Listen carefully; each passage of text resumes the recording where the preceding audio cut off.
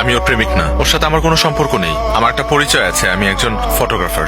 গত 3 দিন আগে ওর সাথে একটা ঘটনা ঘটেছে, খুব বাজে। সেটা হলো যে ও একজনকে ভালোবাসতো এবং সে ভালোবাসার মানুষের জন্য আসলে পালিয়ে গিয়েছে, কিন্তু দুর্ভাগ্যবশত ওর ভালোবাসার মানুষটি ওর সাথে অন্যায় করেছে, ওকে ছেড়ে চলে গেছে।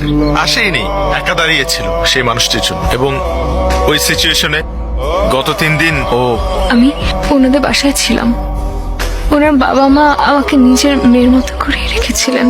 আমারও সময়টার মধ্যে ফুল সাপোর্ট দিয়েছিলেন ওনারা।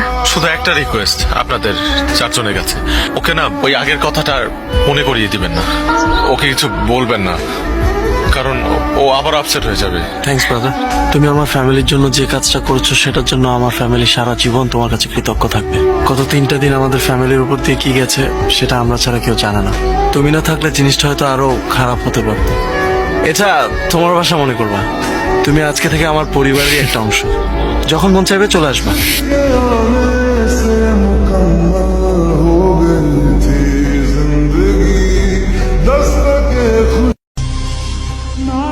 একদম সত্যি কথা বলবা, এখানে তোমার ইমোশন কোনটা?